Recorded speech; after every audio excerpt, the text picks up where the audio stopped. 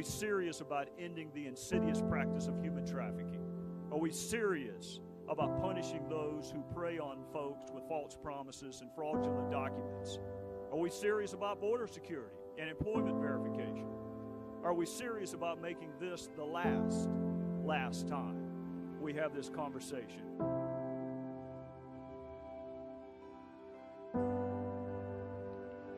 After Trayvon Martin was killed, the president said that could have been my son, Mr. Speaker. And when I see a picture of a beautiful Kate Steinle smiling, that could have been any of our daughters. Sanctuary cities. It has almost a utopian sound to it, doesn't it? Well, as the Speaker knows, the definition of sanctuary is a place of refuge or safety. And my question for folks in San Francisco and my colleagues who support this policy is a refuge for whom? A sanctuary for whom? A refuge for Kate Steinle? A sanctuary for Kate Steinle? Or a refuge for a convicted felon with a 25-year-long criminal history?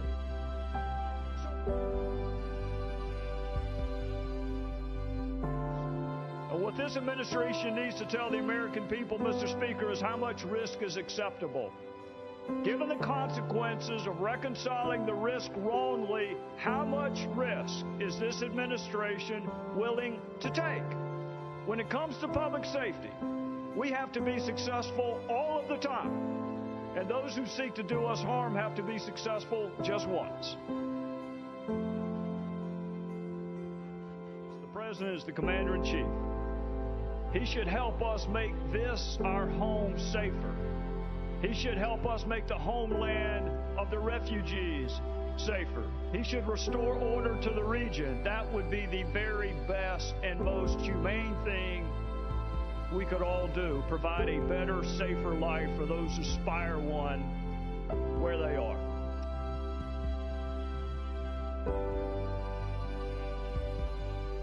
The female terrorist was radicalized well before her application to come to the United States. How did we miss that twice? The president says we're scared of widows and orphans. With all due respect to him, what I'm really afraid of is a foreign policy that creates more widows and orphans.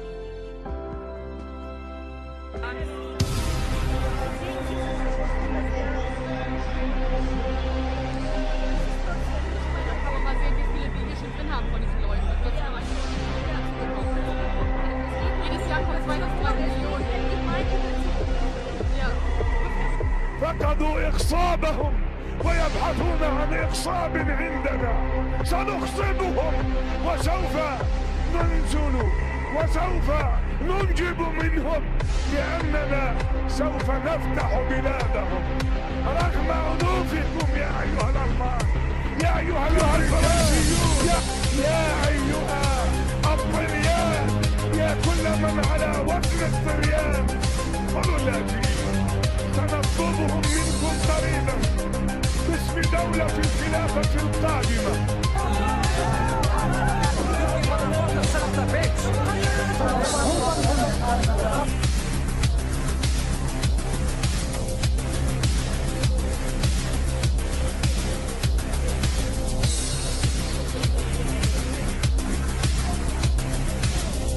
ليش بتكتب عن اليهودي؟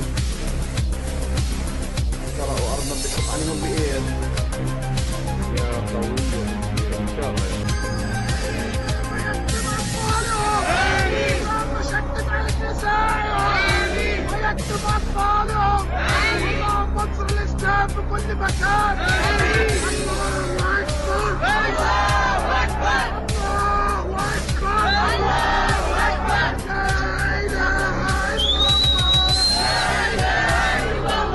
So when my colleagues tell me that Islam is a religion of peace, I tell them that Islam is a religion of pieces. Piece of body here, piece of body there.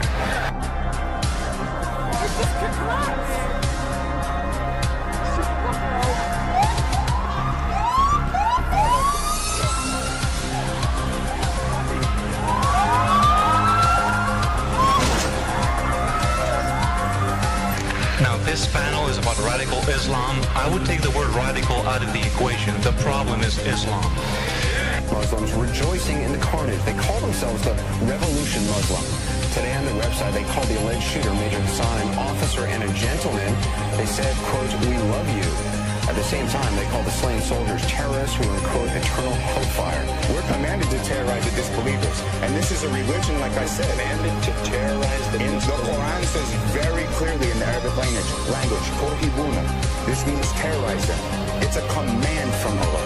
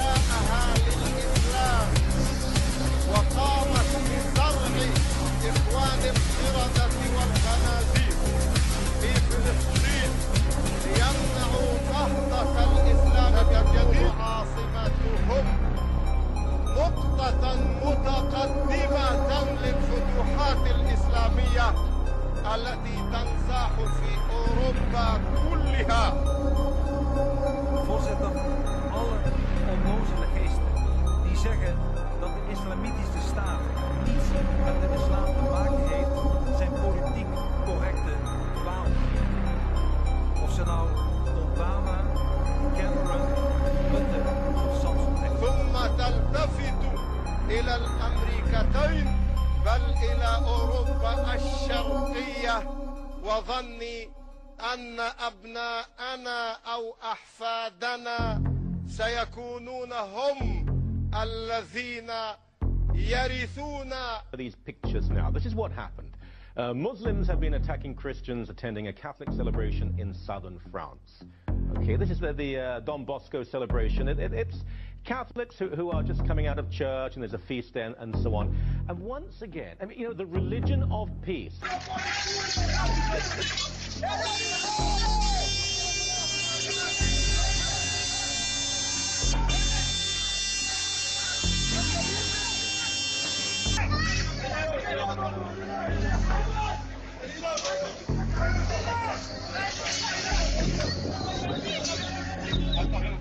جهادنا وتضحياتنا ليكون قادة الفتح منهم إن شاء الله.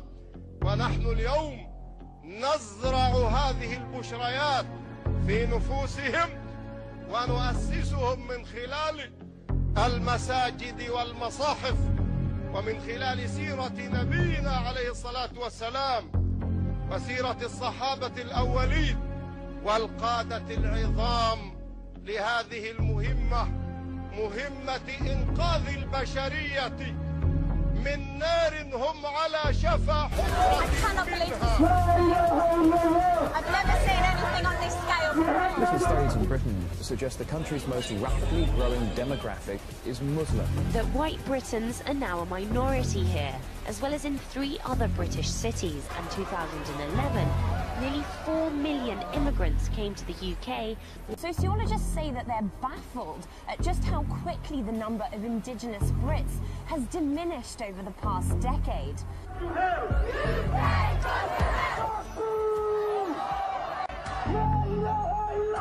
Some put it down to to a case of white flight. They say that Caucasian Brits are moving out of the country's most diverse areas. Hardly anyone imagined just 20 years ago that the native French population would be finding itself in a rapidly decreasing minority here. Tränen soll sich allmählich in den Alltag einschleichen und die Festung Europa von innen knacken. Bedenken Sie, wie Serbien den Kosovo verloren hat. Durch die demografische Entwicklung und mit Hilfe der NATO, die es zustande brachte, sage und schreibe den ersten islamischen Staat auf europäischem Boden zu begründen.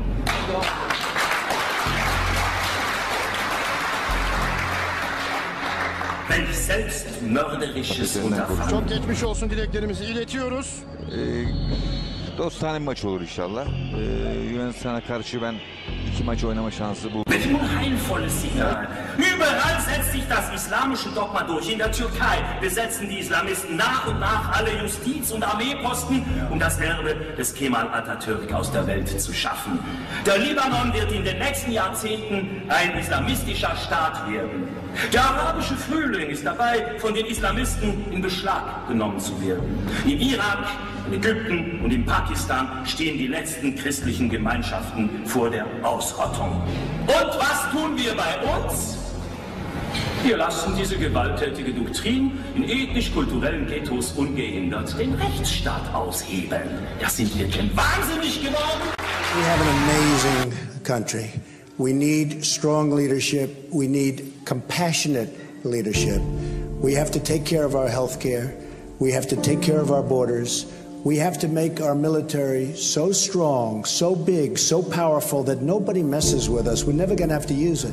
We are going to win at the military. We're going to win at the border. We're going to win on trade. We're going to get rid of Obamacare and come up with great, great, powerful, wonderful health care.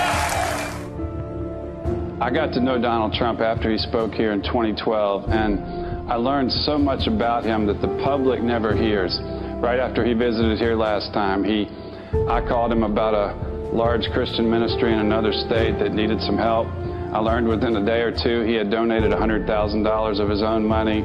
He learned about Clyde Frazier Jr., who ran the Harlem Hoops tournament in the inner city and was killed in the 9/11 attacks, and he searched down the family and he donated the money to keep that tournament going. Trump was watching a report about a Maytag plant that moved out of Iowa into Mexico.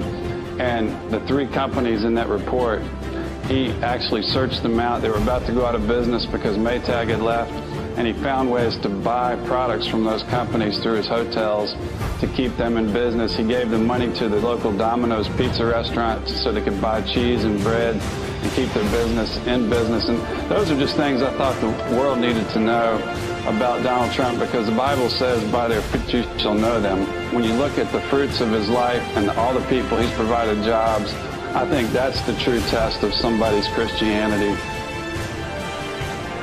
The most important thing I can tell you is this. It starts on February 1st.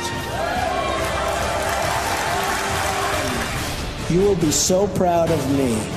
You will be so proud of yourselves, and you will be so proud of our country. And you're going to say to your children that we were part of a movement to take back our country. We will make America great again.